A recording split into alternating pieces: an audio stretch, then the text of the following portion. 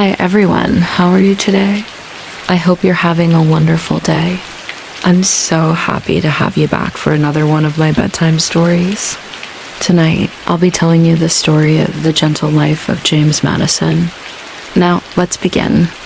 Chapter 1, A Gentle Birth in Virginia, 1751 to 1770. On a quiet spring morning in the year 1751, on the fertile green hills of colonial Virginia, a baby boy named James Madison was born. The skies above the countryside were pale blue and peaceful, with only the soft murmur of the nearby streams and the gentle songs of birds to welcome him into the world. The house where he was born sat surrounded by tall oaks and fragrant gardens. The scent of wildflowers carried on every gentle breeze.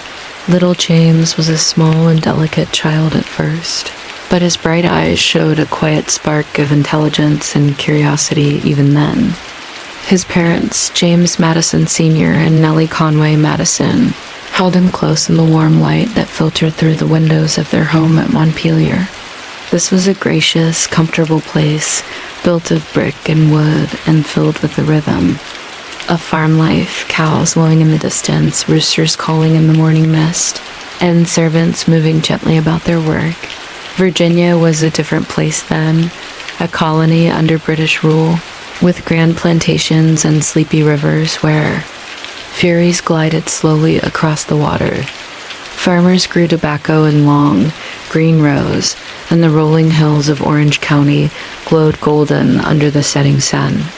In this landscape, James Madison would grow up surrounded by nature and history in the making dot as a boy. He was gentle and thoughtful. When the other children might play games that left them breathless and loud, James was often happiest tucked into a corner of the house with a book in his hands. The library at Montpelier was a sacred space to him. Shelves rose toward the ceiling, carrying the works of ancient Greeks and Romans, histories of England, and the most fascinating journals of the new American colonies. Even as a small boy, he liked to sit cross-legged on the wooden floor with sunlight streaming across the pages. Sometimes, in the deep silence of an afternoon, his mother would come looking for him. James, she'd call softly, not wishing to disturb him too much. "Have you found a story today?" And James would look up at her, his eyes bright with excitement. "Yes, mother," he'd say, his voice hushed as though sharing a secret. "I was reading about great cities across the ocean where people build bridges and palaces." And Nellie Madison would smile warmly and leave him to his thoughts, knowing that her son was already becoming a quiet, careful thinker. The Madisons were a kind and affectionate family. Around the dinner table at Montpelier, they spoke not only of daily chores and local news, but also of larger ideas, of fairness and kindness, of what was right and what was just. The boy listened carefully, absorbing each gentle word, and these dinner conversations planted seeds that would grow in his heart forever. In those years, the house was always full of gentle sounds, the clink of dishes as they were washed, the rhythmic tick of a clock in the hallway, and the distant murmur of conversation as evening fell. The fire in the hearth would glow warmly, and its light danced across the walls as James read by its side. When bedtime came, Nellie Madison would kiss her son goodnight and draw the blankets up around him. "Sleep well, my dear," she would whisper. "Tomorrow will bring new lessons and gentle days." And as James drifted into sleep, he thought of all the worlds he had yet to discover, worlds in the pages of his books and worlds beyond the hills of Orange County in the years that followed. James began his formal schooling. Tutors came to Montpelier, and he studied Latin, Greek, mathematics, history, and philosophy. Days were filled with gentle lessons under the watchful eyes of his teachers, and the rhythm of learning was like the rhythm of the seasons, steady and sure. Although his health was sometimes delicate, his mind grew strong. Every new fact was like a shining pebble gathered into a treasure box, and he kept them safe and cherished. From these early lessons emerged a boy who was careful with his thoughts, respectful of others' ideas, and determined to understand. The world around him, and outside the house at Montpelier, the world was slowly changing. Talk of independence from Britain began to swirl like the gentle autumn winds, rustling the edges of colonial life. James listened to these talks with a serious heart, knowing that one day he might play a part in shaping this new world. But at night, tucked beneath warm blankets as crickets sang outside his window, he was still a boy, curious and gentle, dreaming of futures full of promise. And so these quiet, thoughtful childhood years passed by like a gently flowing stream, carrying James toward the person he was meant to become. And as this chapter comes to a close, you can imagine James asleep once more in his cozy bed at Montpelier, safe in the gentle hands of his family and surrounded by the peaceful sounds of the countryside. Rest well tonight, and when we continue the story, we'll follow him as he journeys north to Princeton, where new lessons and new adventures await. Until then, sweet dreams. Chapter 2. Pursuing Knowledge at Princeton, 1771 to 1772. As James Madison grew into a thoughtful and studious young man, the time came for him to leave the quiet hills of Montpelier and begin a new chapter of his life. The morning of his departure for the College of New Jersey, a school that would one day be called Princeton University, was gentle and golden. Sunbeams poured across the fields, and the soft sound of birdsong followed him as he bid farewell to his parents and began his long journey north. He rode in a carriage that swayed gently along dirt roads, winding past sleepy villages and lush green pastures. Trees bent overhead like a graceful archway, and James spent the trip looking out the window, his heart full of quiet anticipation. It was a long trip for a boy from Orange County, and as he traveled, he thought of all the books he hoped to read and the friends he hoped to meet.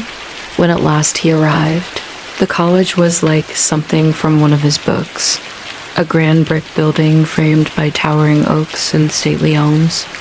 Students moved along the paths with books under their arms, their hushed conversations weaving like the gentle rustle of autumn leaves. The air was crisp and full of promise.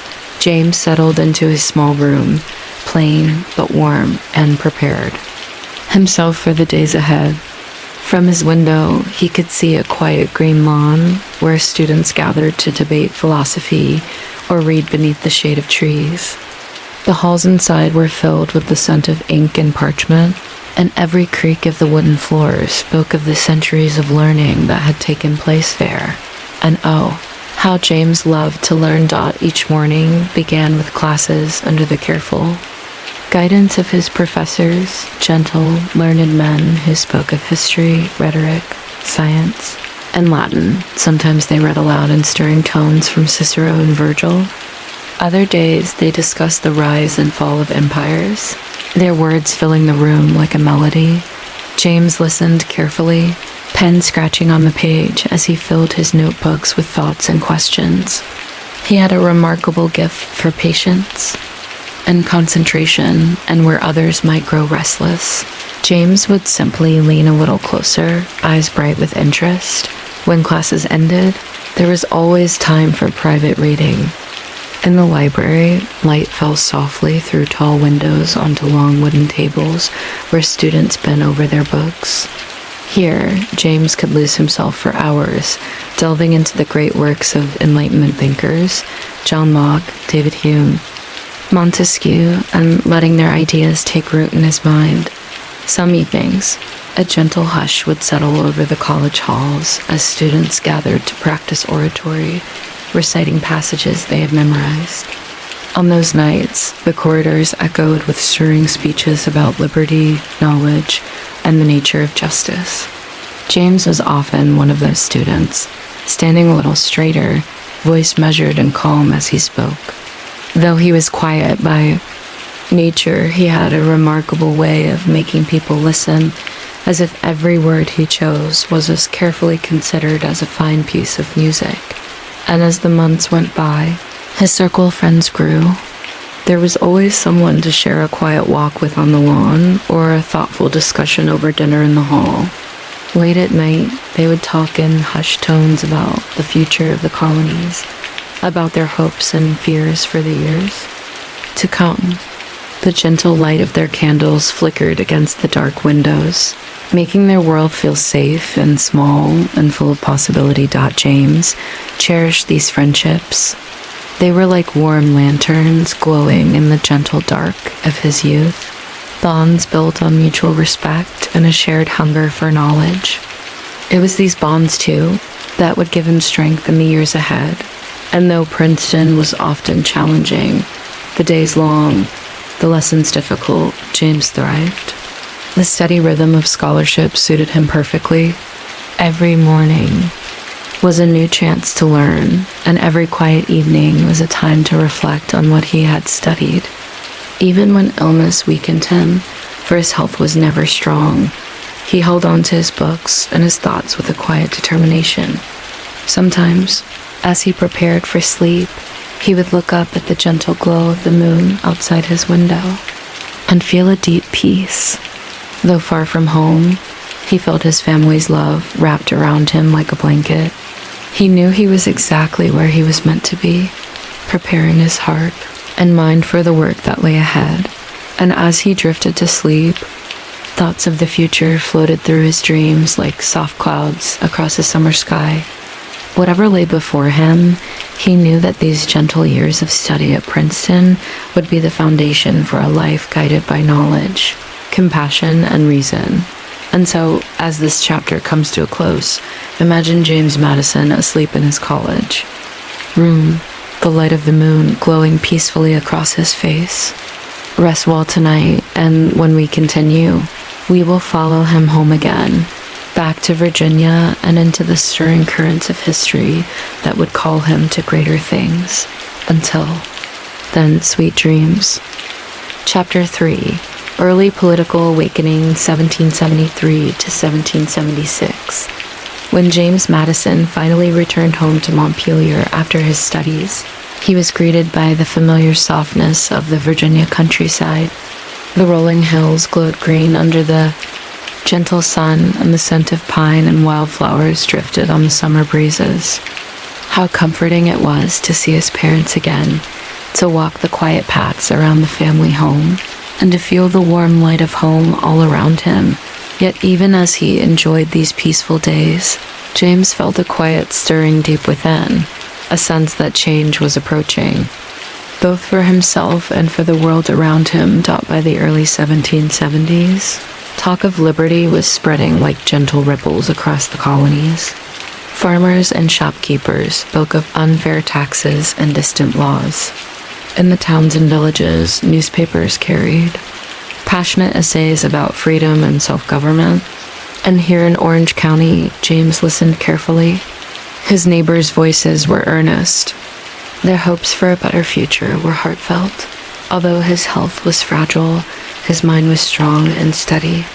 Every morning he rose early to read, and every evening he sat by the light of a candle, his pen moving across the page as he wrote down his thoughts. These writings were quiet reflections at first, careful observations about the world as he saw it. He studied the ideas of those who had come before him, the writings of John Locke and the lessons of the Greeks and Romans.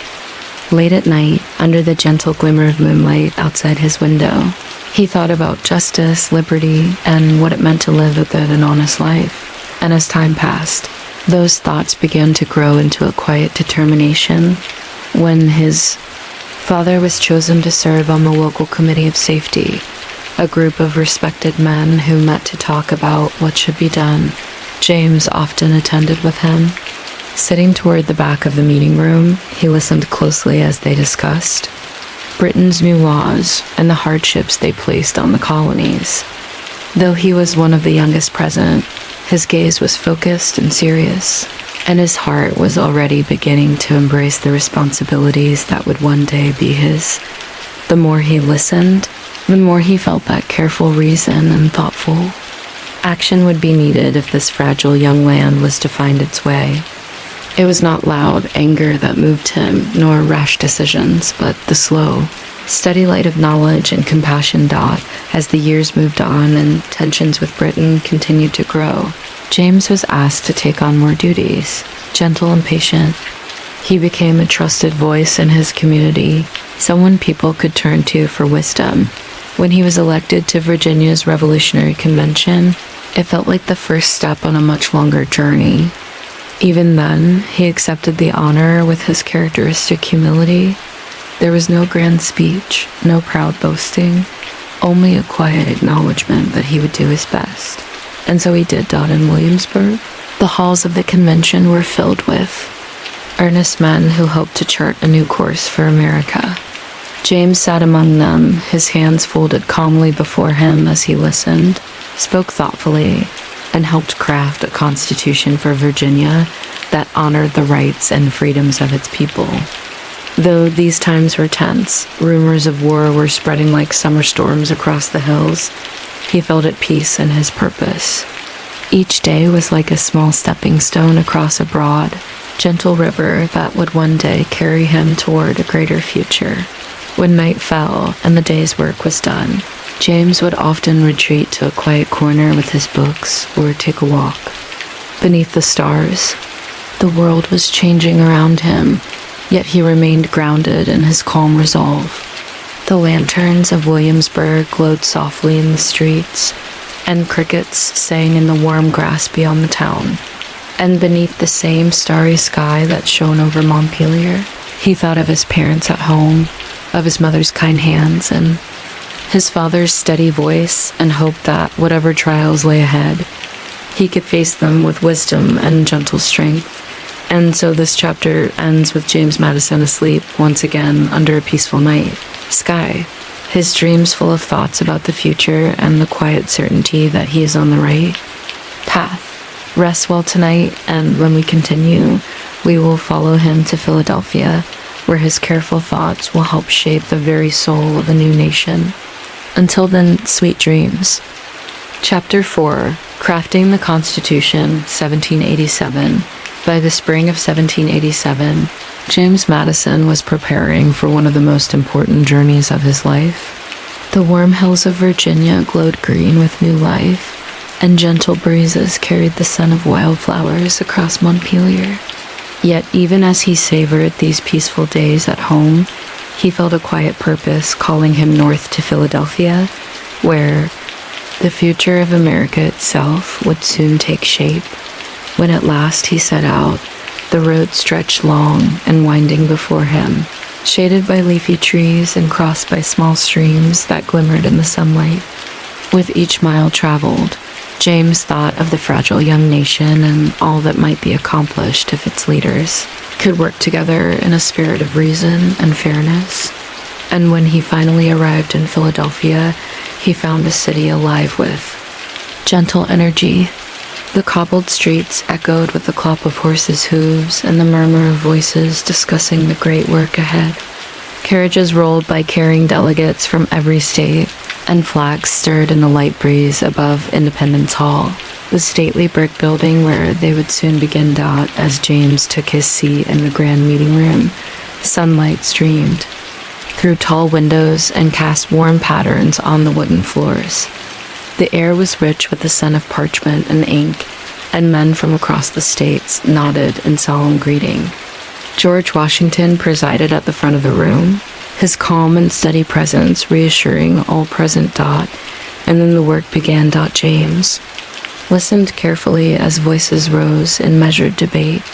Every state had its own hopes, its own fears, its own needs. It was a delicate balance to achieve, like tuning the strings of a fine instrument so that they might produce a perfect harmony. And so he spoke softly but firmly, his words chosen with care. He had spent long hours before this convention studying history, the successes and failures of past republics, and had come prepared with a draft plan. When he read aloud his proposals, the room fell hushed, attentive to the gentle voice. That explained a bold new vision, a central government strong enough to hold the states together, but with powers carefully checked and balanced so that no branch could overwhelm another. And as his ideas took shape in those hushed halls, they began to take root. Other delegates considered them thoughtfully and slowly. They joined him in the difficult and hopeful work of writing the Constitution. Each day was like a chapter in a long and careful book. The delegates met for hours at a time, sometimes agreeing easily, other times wrestling with hard questions long into the evening. Even then, when tempers grew warm, James remained a voice of patience and reason, a gentle force bringing people back to the common purpose they all shared. When the day's session was done, he would often walk in the quiet garden surrounding the hall, the warm light of sunset glowing across the brick walls and the green lawns. Birds sang in the branches overhead as he reflected on all that had been decided and all that remained. And at night, in his small room, James would light a single candle and read over his notes. The scratch of his pen on the page was steady and sure, like the ticking of a clock that marked progress one thoughtful moment at a time. And as the flame flickered softly, he thought of the future of the Republic, of liberty balanced by order, of diverse states bound together by law and friendship. At last, after months of patient effort, the great task was complete. The delegates signed the document that would become the United States Constitution, a sturdy and careful plan for governing a free people. And though the days had been long and sometimes difficult, the feeling that filled James's heart as he looked upon the parchment was one of quiet hope. The gentle labor of those summer months had not been in vain. And so this chapter ends with James Madison returning home to Montpelier, the evening skies above him glowing pink and gold as he imagines the future. Rest well tonight, and when we continue, we will follow him as he and his friends Hamilton and Jay write the Federalist Papers to help others understand this new Constitution, using reason, patience, and quiet dedication. Until then, sweet dreams. Chapter 5, The Federalist Papers, 1787 to 1788, when James Madison returned home to Montpelier after the Constitutional Convention. The gentle hills and familiar trees felt especially comforting. The golden light of late summer streamed across the meadows, and breezes stirred the wildflowers that clustered around the house. But even as he enjoyed the quiet peace of home, he knew that his work was not yet finished. For across the new nation, the Constitution they had drafted was being read, debated, and discussed, sometimes with great enthusiasm and other times with deep concern. Some feared that this new government would be too strong, and others feared it might be too weak. James understood these fears, and he hoped to ease them. And so, on a bright morning in Montpelier, he took up his pen once again, this time with a different purpose. Together with his friends Alexander Hamilton and John Jay, he began to craft a series of essays that would explain and defend the Constitution to the American people. These essays would come to be called the Federalist Papers, and they would become one of the most important writings in American history. James wrote with the same care and thoughtfulness that had guided him all his life. Sitting by the window of his study, the gentle light on his desk, he considered each sentence carefully. His style was clear and measured, like a quiet voice that could lead readers calmly through complex ideas. And in these essays, he spoke of many things. Why a united nation would help preserve peace among the states. Why a system of checks and balances would keep the new government from becoming too powerful. Why a strong central government was needed to protect liberty, not threaten it. As he wrote, the rhythm of his quill on the parchment was soothing and steady, a gentle song of reason and hope. Every few days, letters would arrive from Hamilton or Jay, carrying their own drafts. In the evenings, James would read them by firelight, often nodding in agreement at their clever arguments. Then he would write his replies carefully, suggesting small changes or additions so that the essays would speak with one clear voice. The three of them never sought fame. They hoped only to help their fellow citizens see the promise held within this new plan of government. And as the essays were published one by one in newspapers across the states, readers began to pay close attention. Farmers and shopkeepers paused to read them. Lawyers and teachers debated their points late into the night. Even those who had been uncertain about the Constitution began to see its strength, not as a threat to their freedom, but as a gentle guardian of it. James felt a quiet satisfaction in this work. Each day that he sat at his desk, warm sun spilling across his papers and the faint scent of autumn in the air, he thought of the fragile new nation he loved. And as his quill moved across the page, he hoped that the ideas they were sharing would help light the way toward understanding and trust. When at last the essays were completed and the Constitution was ratified by one state after another, a deep peace settled over him. He had played his part as a thoughtful guide, not seeking applause or power, but simply offering his best reasoning to help his country grow strong and united. And so this chapter ends with James Madison resting once more at Montpelier. Content that his quiet efforts have helped plant the seeds of lasting harmony. Rest well tonight, and when we continue, we will follow him into the next stage of his gentle, dedicated life as a congressman in the new government he helped create. Until then, sweet dreams. Chapter 6. The Bill of Rights 17891-791. When James Madison took his seat as a congressman in the newly formed United States government, the halls of Congress were full of gentle purpose. Outside the windows, sunlight glimmered on the streets of New York City, and inside, a hopeful hum filled the air. The Constitution was ratified, a great accomplishment, but James knew that the work of earning the people's trust was not yet complete.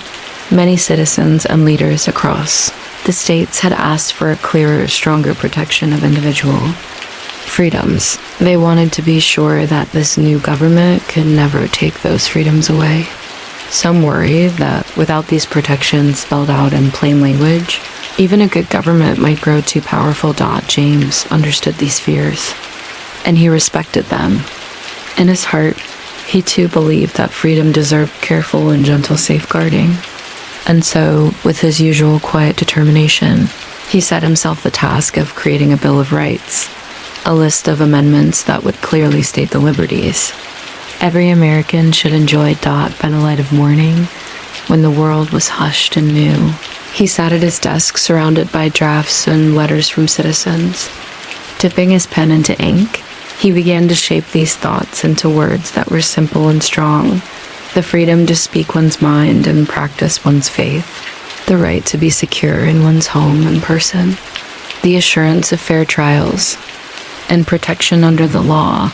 Each phrase was chosen with care, as though he were planting seeds in fertile soil, hoping they would grow into something enduring and beautiful. In the halls of Congress, he spoke softly but with conviction. Some of his colleagues had their own suggestions. Some were cautious. Some were eager to add more protections. James listened patiently to each voice and wove their concerns into his drafts, creating a Bill of Rights that reflected not just one man's hopes, but the hopes of a whole people. And as debate gave way to agreement, these amendments were passed and sent to the states for ratification.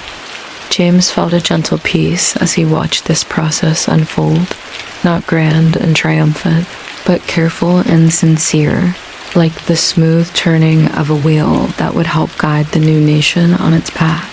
When the Bill of Rights was finally adopted, it felt as though a gentle light had been lit in the heart of the Constitution, a light to protect and guide future generations. And as evening fell, James would leave the halls of Congress and walk slowly home, the cool air brushing his face, and his thoughts full of the future. Perhaps these 10 amendments would never make him famous, he thought. That was never his wish. But they would help America grow into a kinder, freer, and more hopeful land, and this knowledge was enough. And so this chapter ends with James. Madison resting at home, feeling the quiet joy of a task completed with care and compassion. Sleep peacefully tonight, and when we continue, we will follow him into his next chapter, serving as Secretary of State alongside his dear friend, Thomas Jefferson, and stepping gently into new responsibilities. Until then, sweet dreams. Chapter 7, Secretary of State and Personal Life, 1801 to 1809. By the dawn of a new century, James Madison's life had found a gentle rhythm that blended public service with personal happiness. The world around him was changing. The nation was growing, and new ideas and ambitions were stirring across the land. Yet in his heart, he remained the same thoughtful, measured soul. When his dear friend Thomas Jefferson became the third president of the United States, Jefferson invited James to serve as his Secretary of State. Madison accepted with quiet humility. Together, they would help guide America's young foreign policy, navigating relations with European powers and carefully tending to the fragile bonds that held the states together. In Washington, D.C., which was still a small, sleepy capital. At the time, James approached his work with steady hands. Days at the State Department were full of letters, treaties, and careful discussions. Gentle candlelight glowed on his desk as he studied maps of distant lands, considered treaties with Britain and France, and wrote letters to diplomats. Every choice was made thoughtfully, every word measured, as if he were weaving a strong and quiet fabric that could hold a young nation safe. Yet in the evenings, when his work was done, a different light filled his life, the light of family and friendship.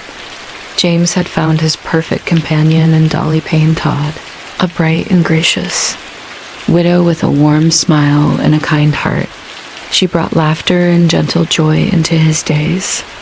Together, they made their home into a place of hospitality, welcoming visitors with tea, lively conversation, and Dolly's famous desserts. He cherished these evenings most of all, when the business of the day was behind him, and the house was full of gentle voices and easy laughter. Dolly had a gift for putting people at ease, and under her care, their drawing room became a place where the cares of politics softened in friendly talk. And though they never had children of their own, they were surrounded by nieces, nephews, and friends who felt like family. In this warm circle, James was able to put aside the burdens of office and simply be himself, gentle, thoughtful, and kind. Sometimes, after the guests had gone home and Dolly had gone to bed, James would sit for a while by the window, looking up at the starry sky. The world was vast and often uncertain, but here, in the quiet sanctuary of his home, all was well. The crickets sang outside, and the moonlight made silver patterns across the floor. And in those peaceful hours, he was reminded that even the most serious work could be balanced by gentle joys, that a full and gentle life was built not only on duty and reason, but also on kindness and love. And so this chapter ends with James Madison asleep at home, the gentle sounds of the night keeping him company. Rest peacefully tonight, and when we continue, we will follow him into his presidency and the trials and triumphs that await him as he guides his young nation through challenging times. Until then, sweet dreams. Chapter 8, The War of 1812, 1812 to 1815. When James Madison became president in 1809, he hoped for a time of peace and gentle progress. But the world beyond America's borders was unsettled, and across the ocean, great powers fought bitter wars that threatened even the quietest shores. By 1812, tensions with Britain had grown too strong to ignore. British ships stopped American vessels at sea, British agents stirred unrest on the frontier, and Americans felt their independence was being challenged once again. It was a difficult time, like gathering storm clouds on a gentle summer's day, and after much thought and prayerful debate, James Madison guided the nation into war. And so the War of 1812 began. In Washington, D.C., James spent long hours in council with his cabinet, poring over maps and letters by the light of flickering lamps. Days were full of worry and responsibility as he listened to reports from distant battles and wrote messages to his generals. Nights were often sleepless, his thoughts full of his country's safety and his heart heavy with the burdens of leadership. Yet even then, he held to the calm strength that had always guided him. When tempers ran high or fears threatened to overtake reason, his voice remained measured and steady. And as the conflict dragged on, he never lost sight of the peace that would come when the fighting ended. In the summer of 1814, a dark chapter unfolded. British troops marched into Washington and set fire to public buildings, including the White House itself. James was forced to leave the city as smoke rose against the skies, and the nation felt its wounds deeply.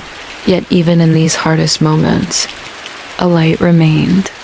Dolly, brave and steadfast, saved treasures of America's past, including Gilbert Stuart's famous portrait of George Washington, ensuring that symbols of the nation would survive this trial.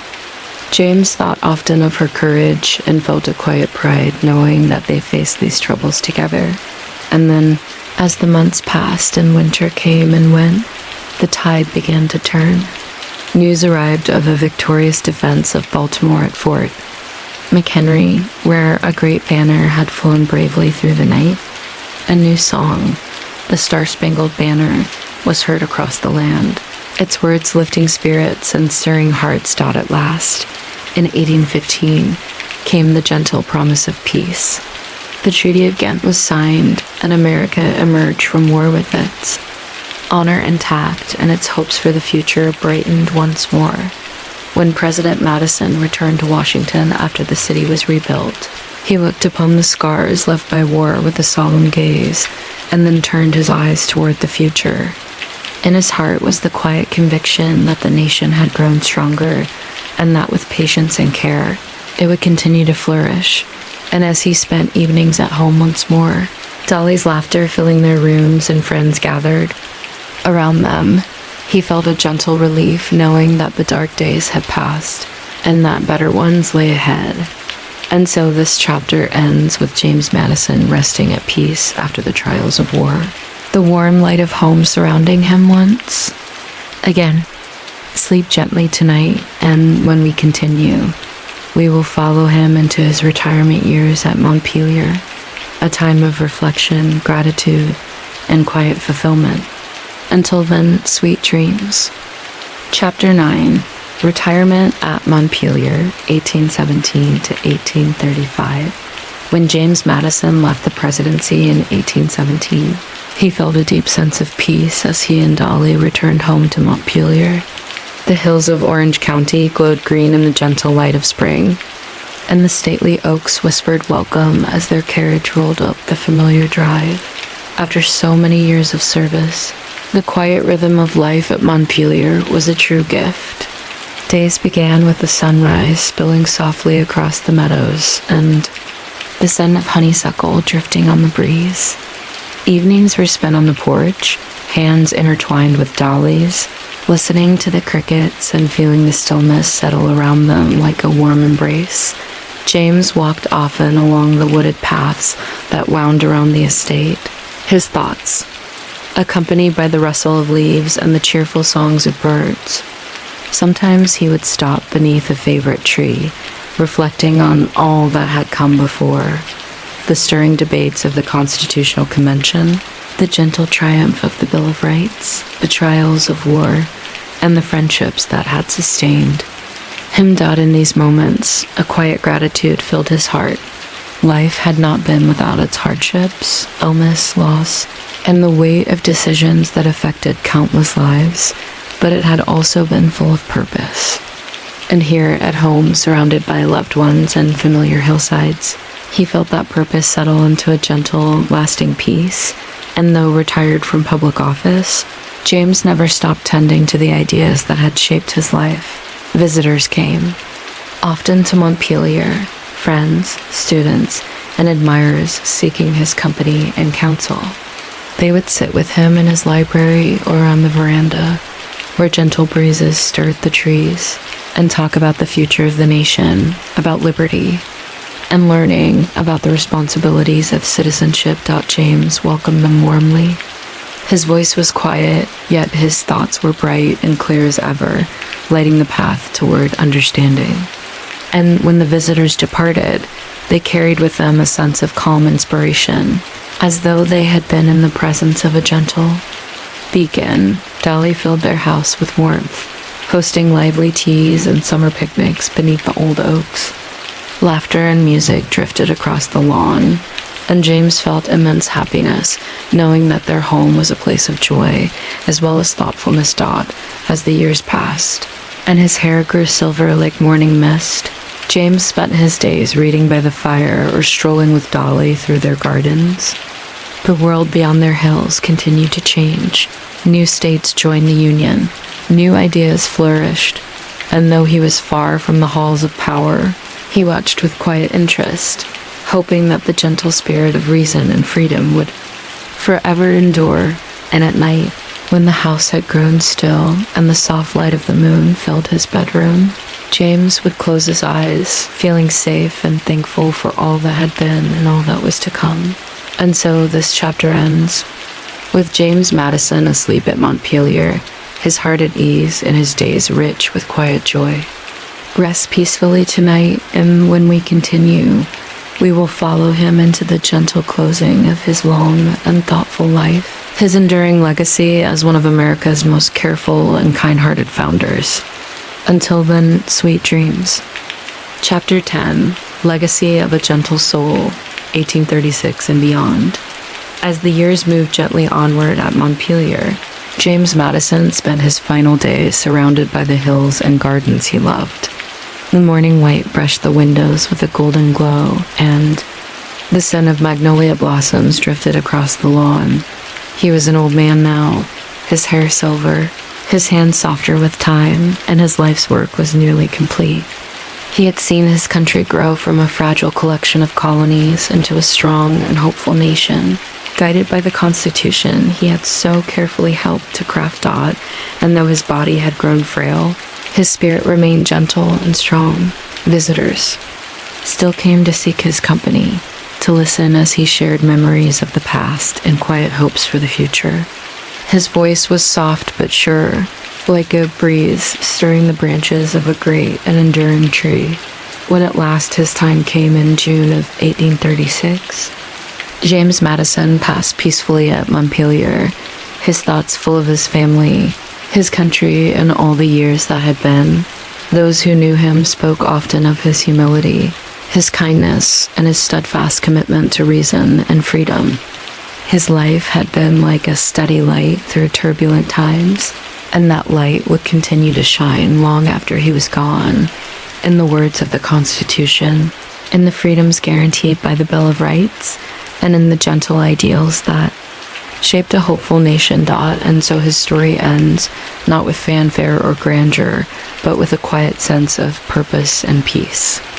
The hills of Virginia stand still, and the stars gleam softly overhead. And now, dear listeners, as you close your eyes and let sleep embrace you, remember this gentle soul who helped shape a nation with thoughtfulness and grace. Thank you for joining me on this peaceful journey through the life of James Madison. Sleep well, have sweet dreams, and I look forward to seeing you again in the next bedtime story.